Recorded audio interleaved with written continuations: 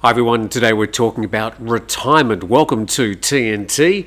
It's probably going to be one of the biggest decisions you make in your life. And I know there's plenty of stuff that you can read on the internet and plenty of top 10s, but there's really one list that comes out every year that is by far the definitive and best researched list, and that's the Inter-Nations list. Now, it goes without saying that I'll put a link in the description of the Inter-Nations 2025 report. But I've always said that the most important thing that you need to do if you are contemplating your retirement, probably many years ahead, is that you need to do plenty of homework and research. And this is a really good starting point. There's nothing better than actually going to places, having a look around, sort of testing the vibe and seeing if you're happy there. But this list, and it comes out every year, it's very well researched and it's a great starting point. So they have come up with their 2025 list of the best and worst countries for expats. And here are the 46 countries that they've ranked, and we'll find out a bit more about the methodology in a moment. But number 1, 2, 3, Panama, Colombia, Mexico.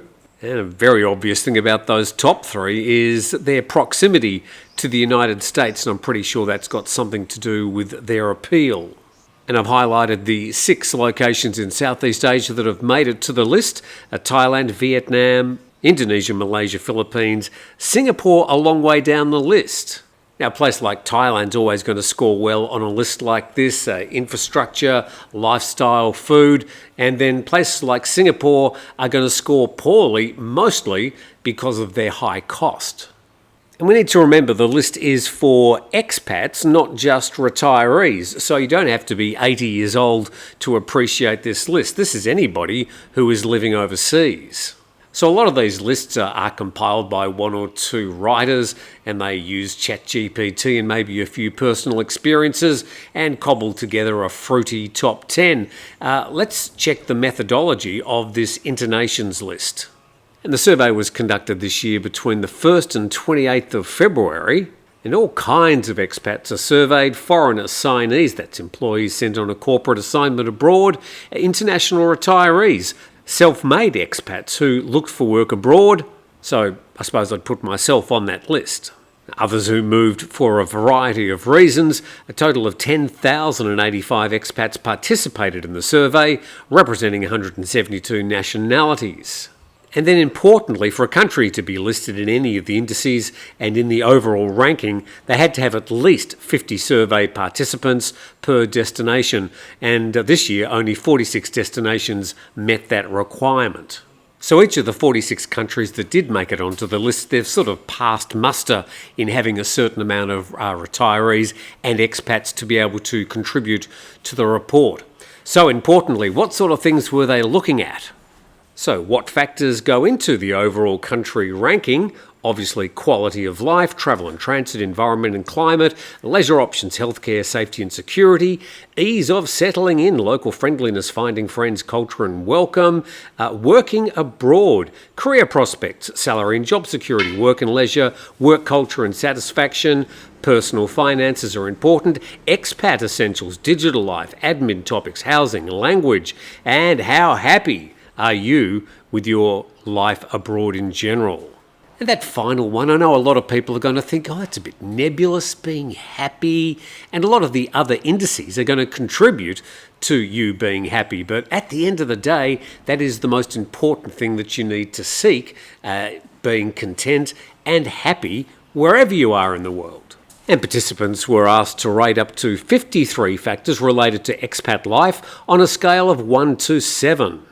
So before we do any other analysis, let's go to that original list of the top 46 and just see if you think there are any surprises. So checking the top 10, Panama, Colombia, Mexico, Thailand, Vietnam. I think China would be a surprise for some people. The UAE, then you've got Indonesia, Spain and Malaysia. So in that top 10, do you think any of them shouldn't be there? Or you think other countries should take their place? And then if we go to the bottom end of the list, say from 36 to 46, you've got USA, Italy, Sweden, Norway, Canada, UK, Germany, Finland, South Korea, which apparently dropped a long way down the list this year, then Turkey and Kuwait. Why do those countries rate so much lower than, say, the top 10? I think just having a quick look there, cost is going to be one of the main factors.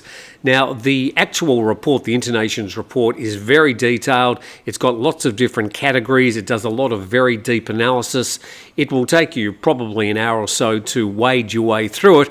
But if you are thinking of retiring or moving to a foreign country as an expat, it's this sort of homework that's going to be well worth your time.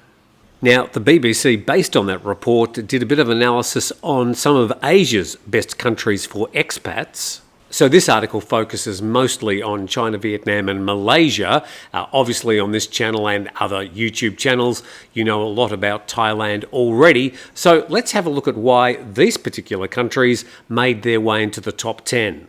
And we spoke to expats in these 3 high-ranked countries to find out what makes life there so appealing and what challenges new arrivals would expect. We start with China, and its 6th place on the list came from high scores in personal finance, overall happiness, strong results in career prospects, salary and job opportunity. So a lot of the focus on this high score is obviously on expats that are moving there for work. But it did note the expat experience varies wildly by city. And a Dutch expat said Shanghai is an amazing spot for expats. There's lots of international groups, bars, companies and spots where expats hang out. Beijing has a typical Chinese cultural charm, but the expat community in Beijing is much smaller. So I think the sense of an expat community would be especially important in China because of cultural and language differences. Over time, of course, you'll be able to spread your wings a bit. But I think a lot of expats do in their early days especially like to sort of congregate a bit and compare notes. But this Belgian expat visited Hong Kong and Shenzhen and said Hong Kong is vibrant and busy and has many areas where you can shop until you drop, eat amazing food and find plenty of activities for young and old. Despite the political changes in the past few years, the city is still very convenient and is comfortable for expats. But Shenzhen, on the other hand, just north of Hong Kong, you can cross the border from Hong Kong into Shenzhen. They say there's plenty of work opportunities and the transportation network makes it easy to get around. If you prefer to commute by yourself, you can on an e-bike. Most major roads have separate spaces to ride on. That's something I really noticed last year when I was in Kazakhstan, that they had, well, not e-bikes, they were e-scooters. But on pretty much every corner in the city, there was a rack of these e-scooters, and you tap your phone, you jump on the scooter, and you go anywhere you like on designated lanes, so you're not on the footpaths, and then you put your e-scooter on the rack again, tap your phone, and keep going. It was a brilliant way to get around the city. Then going on, convenience is a recurring theme with expats across China raving about fast public transportation to efficient shopping. And an expat says being flexible remains the key to happiness. Things move fast in China, whether it's at work or whether you've made an appointment with a plumber to fix your sink. Restaurants here come and go quickly as well, so it helps not to get overly attached. And that's another thing about living as an expat overseas. Something that I've noted is that you get to know people, but a lot of expats are transient. They're not there for a long time.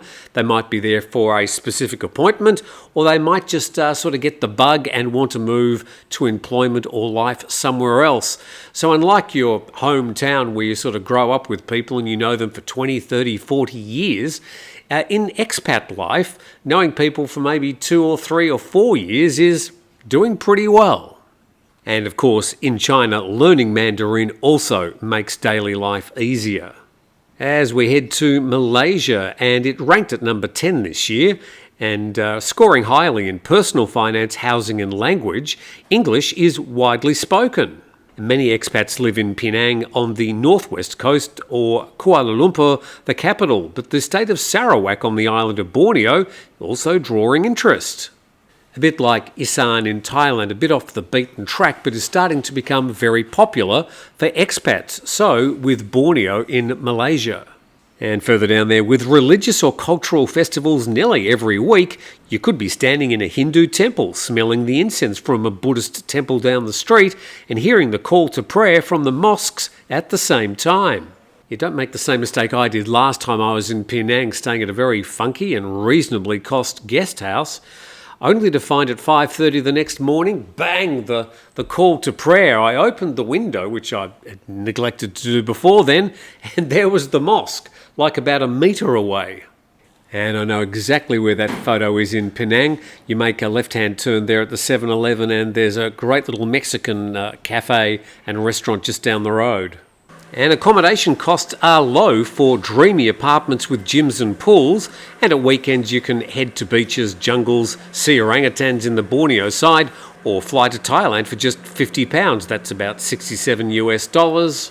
Plenty of flights between Thailand and Malaysia. It's a popular place for doing visas and for border runs. You can fly from Phuket Airport to Penang. Takes 45 minutes. There's a flight every day and, not expensive.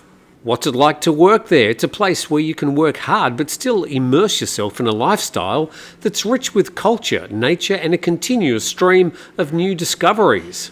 For digital nomads, this should be the country, offers one of the region's easiest visas and quality Wi-Fi and an abundance of co-working spaces. And the most popular long-term visa there, Malaysia, My Second Home program. Now I am going to do a bit of a deeper dive into some of these Southeast Asian expat and retiree destinations and what visas are available and do a bit of a comparison. That's sort of coming up. Let's go to Vietnam. And it was in the top 5 best places for expats this year. Vietnam ranked first in the Personal Finance Index, a metric that obviously contributes directly to quality of life. And this American said it's $360 a month for a studio apartment 3 blocks from the ocean. This is in Da Nang. Plus it has affordable food and transportation. It's as cheap as anywhere we've lived in the world. Da Nang, very popular, very cosmopolitan, sort of on the central coast of Vietnam. Noting that expats find it easy to build community in Vietnam, both with locals and other international residents, you quickly find that neighbours, local shopkeepers and even street vendors become part of your support system. Flexibility and patience go a long way, however, particularly when it comes to the paperwork often needed for simple tasks. Setting up a phone plan or extending a visa involve multiple steps, stamps and visits. Now I'd say the Vietnamese share that particular love of paperwork and bureaucracy with Thailand. Thais just love paperwork. To do even the most simple transactions often involve just reams of paper. But back to Vietnam, further down there, books, clothes and electronics need extra care to keep mould and rust away. Again, like Thailand and anywhere living in the tropics, the high humidity can really be brutal on your clothes, on your electronics. Like during the wet season, if you live in Thailand or Vietnam, just leave the doors open. Otherwise, you'll open those cupboard doors after a couple of weeks and your wardrobe will just be this sea of black. Not pleasant. And then walking through small streets full of hidden coffee shops and local food stalls gave me the most authentic connection to the city. Looks like that expat staying in Ho Chi Minh City, used to be called Saigon. It's the most popular expat and retiree haunt in Vietnam. Closely followed, I'd think, by Da Nang. Even little places like Hoi An are very popular. Bit touristy these days. Hanoi's not so popular these days with expats, but certainly has its followers. Again, if you're thinking of going and living or working or retiring in a place like Vietnam, do your homework. Now, here's my final bit of advice for retirees or people thinking about becoming an expat and relocating to another country, a big decision. And AI has become a really good resource when it comes to doing comparisons between these countries. Now, AI has become a very useful tool for retirees and expats who are doing some homework. And I would probably personally recommend ChatGPT or Gemini on Google. There are plenty of others, but those two seem to have the broadest resources when it comes to these very popular questions of where should I relocate? And they do excellent comparisons. So you could say, do a comparison of, say, in this case, China, Malaysia and Vietnam, and compare the differences and the costs of getting a long-term visa. and it comes up with a whole lot of answers, doing really a whole lot of research that might take you hours in a couple of seconds. And then further, you could say, okay, in Vietnam or Thailand or Malaysia or wherever, list the top 5 most popular locations for expats. And it can go and find that data for you. Again, might take you hours, and it takes it seconds. So a resource like some of the bigger AI platforms, you can ask all these questions mostly on the free plans. You don't have to pay a cent. I have no idea how they're making any money out of this. But as a resource, they are very, very helpful in doing some foundational research if you are thinking of moving overseas for work or retiring. But back to the original article, Internations, and there's a link in the description of this video if you'd like to read that full 2025 report. Thanks for watching. Please subscribe to the channel, and we'll see you next time.